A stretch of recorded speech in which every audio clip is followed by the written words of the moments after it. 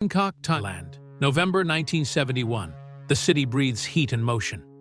Even in the early morning, the air carries wet humidity mixed with the smell of street food, engine smoke, incense drifting from temples hidden between narrow streets. Everything moves. Vendors, taxis, monks in saffron robes, tourists chasing something they don't fully understand. And somewhere within that movement, Bruce Lee walks quietly, almost invisibly. He has been here for 2 days. 2 days of searching. 2 days of watching, 2 days of finding nothing. He arrived on a Tuesday morning flight from Hong Kong with a purpose so specific, so personal, that he told no one about it. Not his manager, not the studio contacts who expected meetings, not the Thai promoters who eagerly tried to arrange exhibitions and introductions.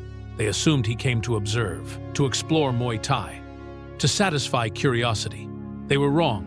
What Bruce Lee actually came for was something far less acceptable to the modern world.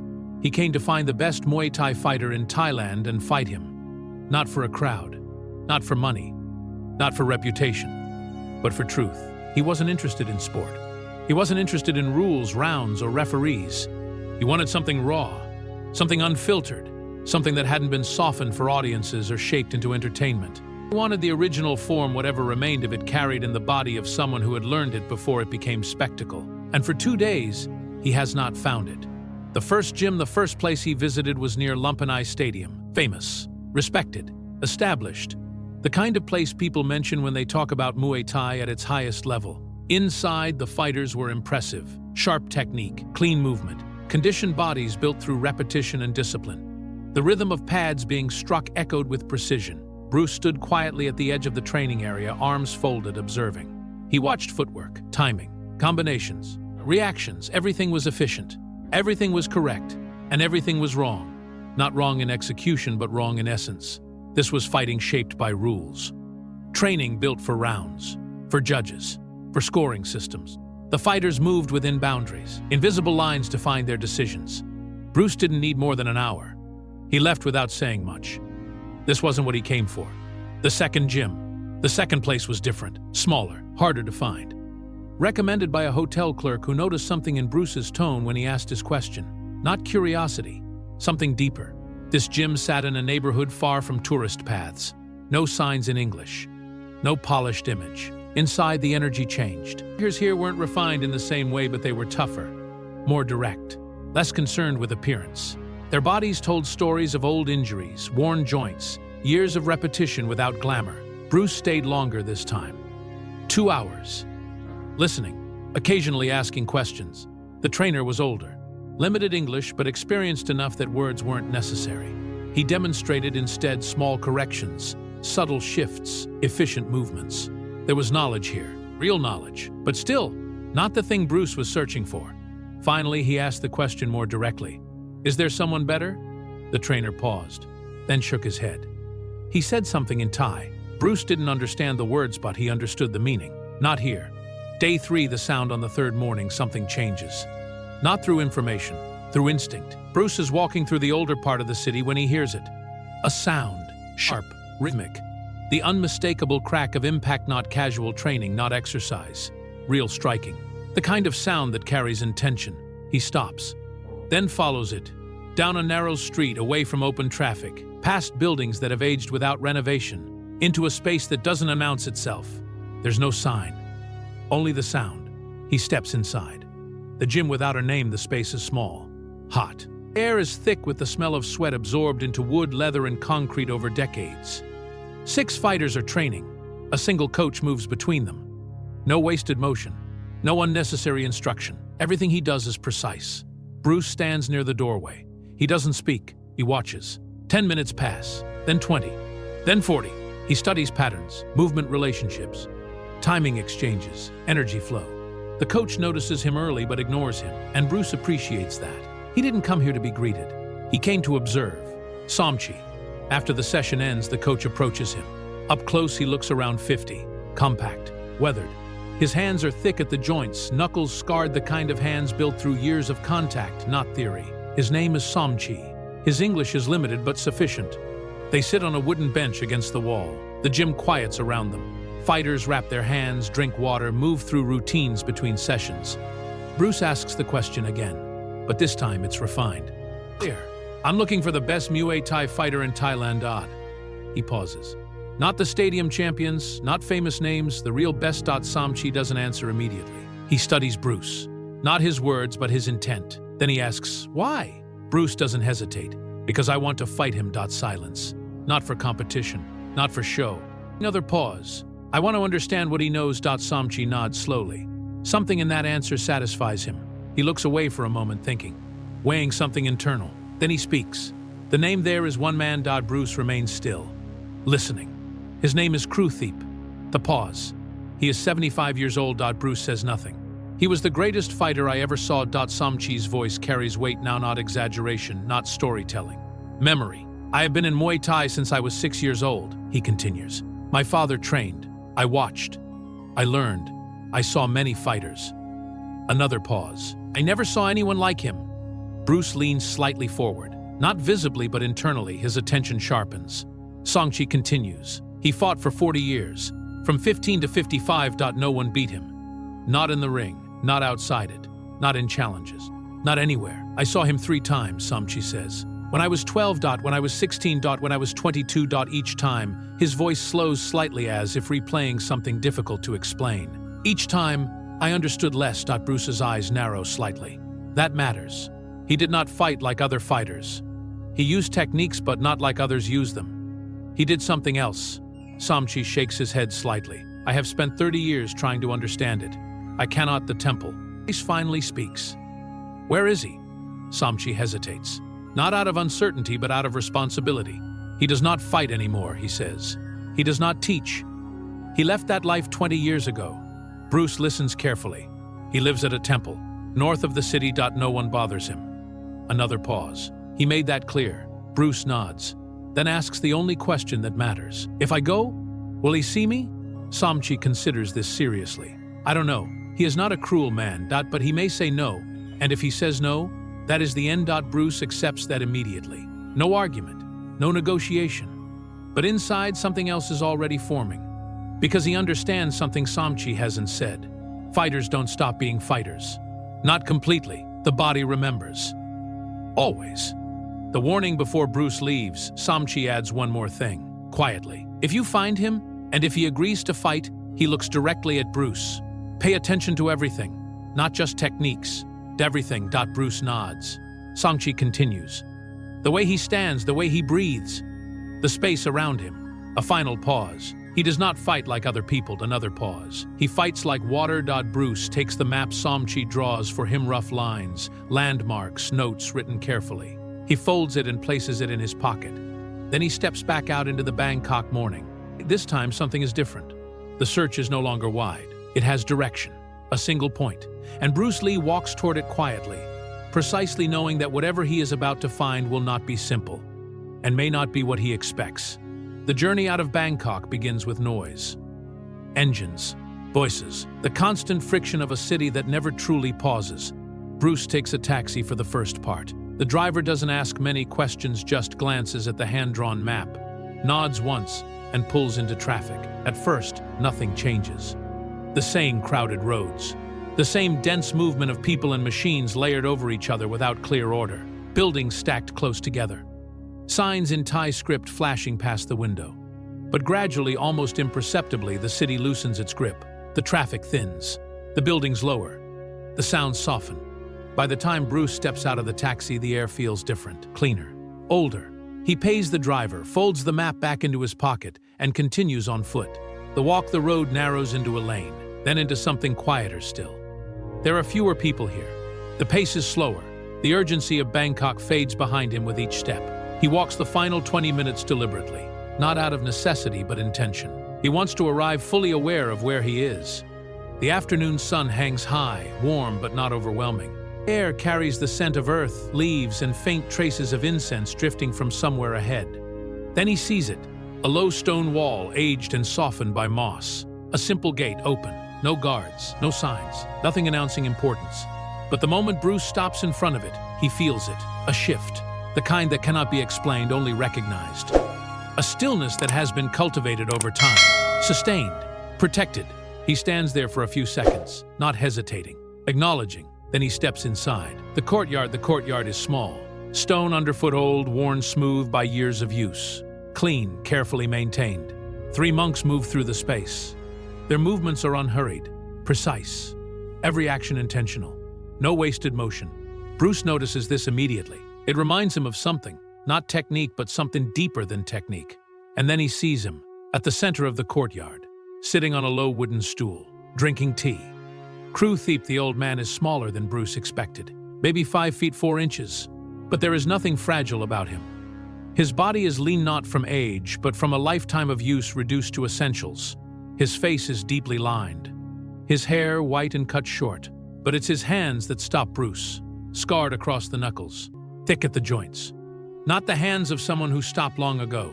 These hands are still working, still alive, still dangerous. The old man looks up. Their eyes meet. There is no reaction, no curiosity, no surprise. Just attention, complete, unbroken. Bruce steps forward, stops at a respectful distance, and bows. The request he speaks slowly, not because he doubts himself, but because he understands that words are secondary here. My name is Bruce Lee. A monk steps closer, ready to translate. A man named Somchi sent me. The old man listens. Still, unmoving. He said, "You are the greatest Muay Thai fighter in Thailand." A pause. "I came here to find the best." Another pause. "And I believe that is you." The monk translates each sentence carefully. Bruce continues. "I want to fight you." The words hang in the air. Not for competition, not for show. A breath. To learn, to understand what you know. Silence follows. Not uncomfortable. Not tense. Just space. The old man says something quietly to the monk. The monk turns to Bruce. He asks, "Why you think fighting a 75-year-old man will teach you anything?" Bruce answers immediately. No hesitation. "Because Somchi does not lie a beat. Because your hands say you have not stopped." Another. "And because I have been searching for something real." His voice steadies. "I believe you have it." The monk translates. Silence again. Longer this time. The old man looks down briefly at the stones beneath his feet, as if considering something far beyond the moment. Then slowly he sets his teacup aside and stands. The condition he speaks. The monk translates. "He accepts your challenge." Bruce doesn't move. One condition. A pause. "Neither of you stops until one of you ends it." Bruce nods once. That is exactly what he expected, exactly what he wanted. Preparation. There is no announcement, no ritual, no audience gathering. The 3 monks simply move to the edges of the courtyard and sit, straight-backed, hands resting calmly, present. The afternoon heat settles into the stone. The air shimmers slightly. Incense drifts through in thin threads. Kru Theep removes his outer robe, folds it carefully, places it on the stool. Underneath, simple white training clothes. Nothing symbolic, nothing decorative, just function. He steps into the center of the courtyard and stands. The stance. Bruce studies him instantly. It's automatic. Years of training. Assessment begins before thought. And what he sees doesn't make sense. The stance is wrong. Weight distribution unconventional. Hands too low. Guard open. Head exposed. Everything Bruce has learned tells him this position has weaknesses. Clear ones. Obvious ones. But something stops him. A memory. Somchai's voice. "Pay attention to everything. Not just techniques. Everything." Bruce breathes and sets aside his analysis. Not discarding it. Just not relying on it. He steps forward. Takes his own stance. Kai Kundu stripped to its essentials. Direct. Efficient. They face each other. No signal is given. No bell rings. And then it begins. The first exchange. Bruce moves first. A controlled jab. Not aggressive. Testing. Timing. Reaction. It lands on nothing. Kru Theep has already shifted. Barely. An inch. Maybe less. No visible effort. No speed that can be measured. Just absence. Bruce resets. Eyes again. Different angle. Same result. Nothing. Nothing. There is no pattern. No predictable response. The old man is simply not where the strike arrives. Bruce's focus sharpens. He increases complexity, combinations, changes in rhythm. But every attack meets empty space. The first strike. Then it happens. Kru Theep moves. Bruce doesn't see it begin. There is no build-up, no signal, only result. Impact. Precise. Bruce is on the ground. Hands against the stone.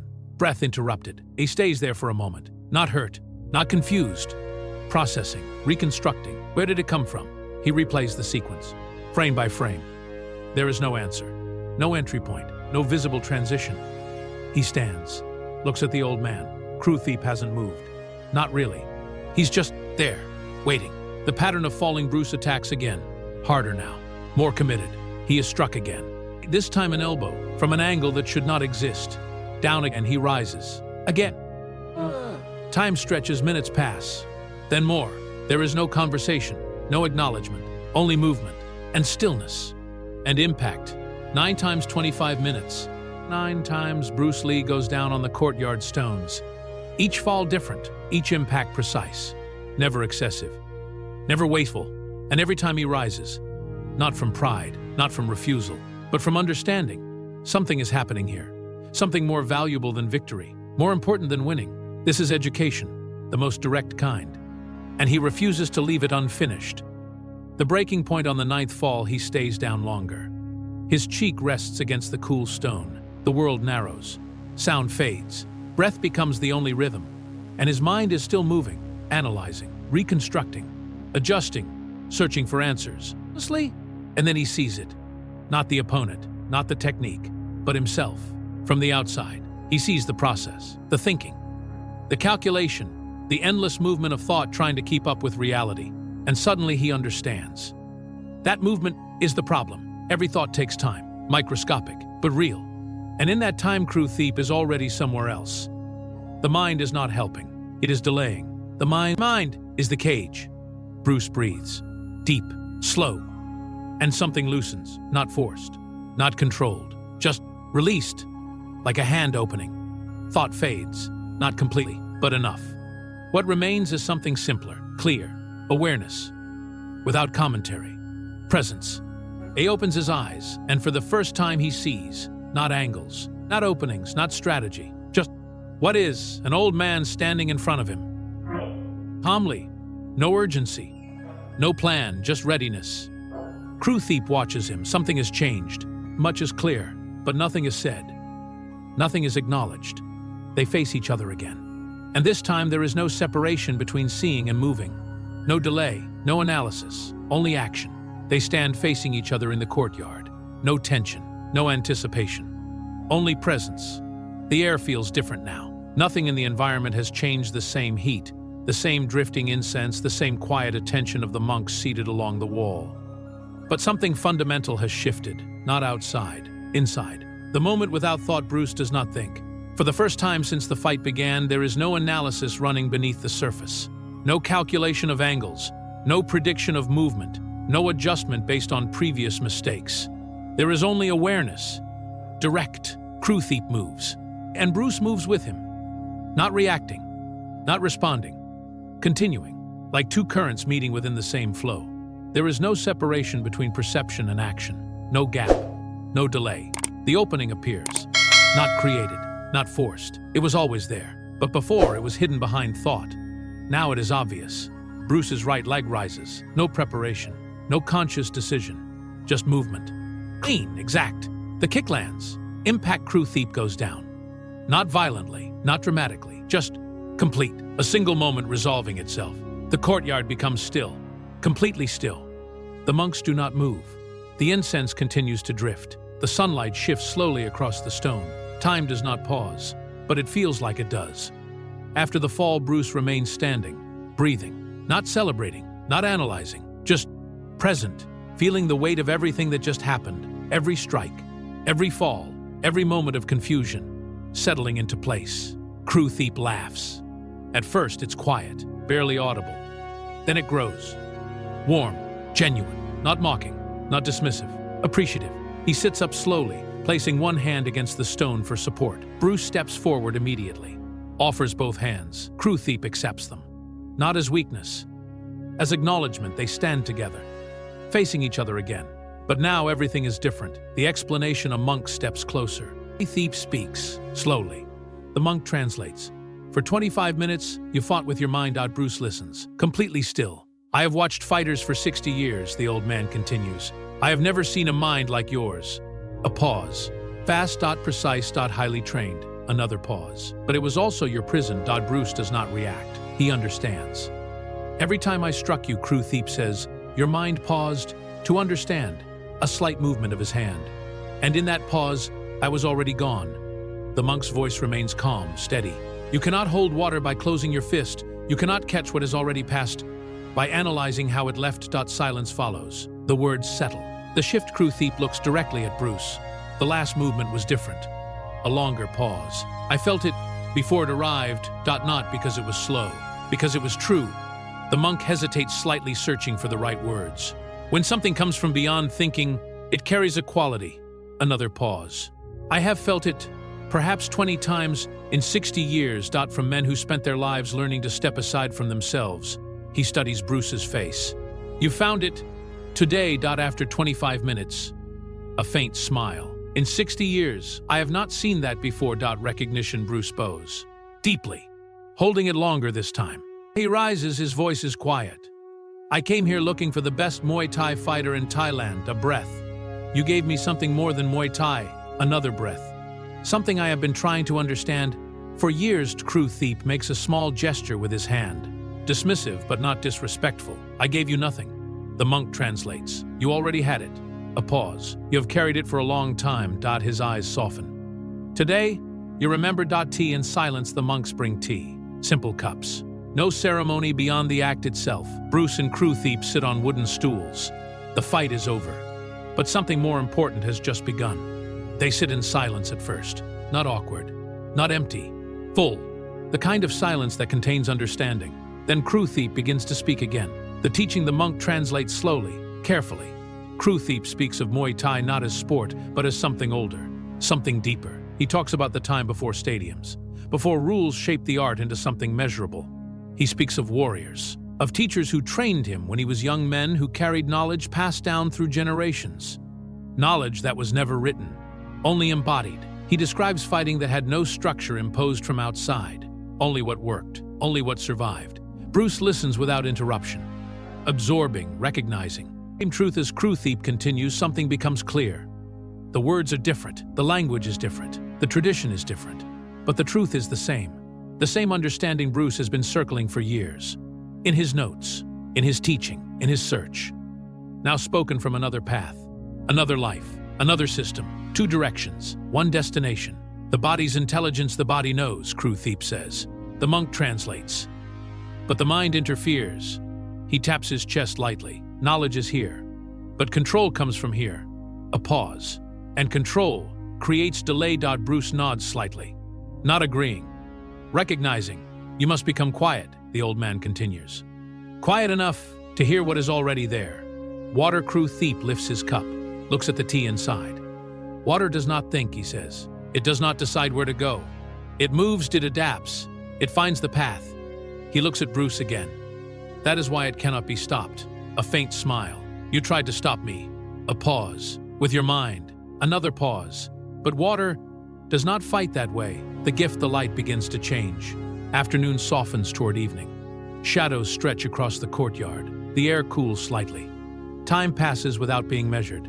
Finally, crew thief stands. He disappears briefly into a small room at the edge of the courtyard. Bruce waits. Curious, not impatient, just present. The old man returns holding something. A mongkan, a traditional Muay Thai headband. Old, worn, its fabric faded by time and use, but carefully maintained, respected. He holds it for a moment, then places it in Bruce's hands. No explanation, no speech, no instruction. Bruce understands immediately. This is not a souvenir. This is not a reward. This is acknowledgement of something seen, something recognized. He bows again, deeply, with full respect. Departure night begins to fall. The first stars appear above the temple wall. Bruce steps toward the gate, the mongkan held carefully in both hands. He turns once. Crew thief is already seated again, drinking tea, as if nothing has happened, as if everything has. Bruce steps out of the gate, back into the world. Return. The walk back feels different. The same road, the same air, but quieter. Or perhaps he is quieter. The city returns gradually. Sound. None of it disturbs the stillness he carries. Aftermath, he takes the mongkan with him, back to his hotel, back to Hong Kong, then to Los Angeles. He places it on a small shelf in his training room. It stays there, not displayed, just present. The students' months pass. Students come and go. They train, they learn, they ask questions. Sometimes they notice the headband. Old, out of place, from everything else in the room. What is that, they ask. Bruce looks at it briefly, then answers simply. I met someone in Bangkok. A pause. He showed me something important. Nothing more. No story. No explanation. Because some things cannot be explained. The change. But they notice something else. Something harder to define. His teaching changes. Subtly, but unmistakably. He emphasizes feeling over thinking, timing over technique, presence over preparation. Sometimes in the middle of a demonstration he stops, not because something is wrong, but because something is unnecessary. He breathes and lets his body move, without instruction, without explanation. And in those moments the students see it, even if they cannot name it. The reminder, the Mongkon, remains on that shelf through 1972 into 1973. Quiet, unchanging. A reminder of an afternoon in Bangkok, of falling 9 times, of rising 9 times, of discovering that mastery is not in control but in letting go. The truth years later, when asked about certain principles beyond technique, Bruce sometimes touches the Mongkon, says nothing. And those who are paying attention understand, the silence is the answer. Because some knowledge cannot be given, only experienced, only earned, through failure, through persistence, through the willingness to see what is actually happening, instead of what the mind insists should be happening. Final understanding that day in Bangkok did not make him the best. It showed him how far the path extends, beyond technique, beyond systems, beyond thought, into something simpler and far more difficult, the space between intention and action, where there is no delay, no interference, no separation, only movement, only truth.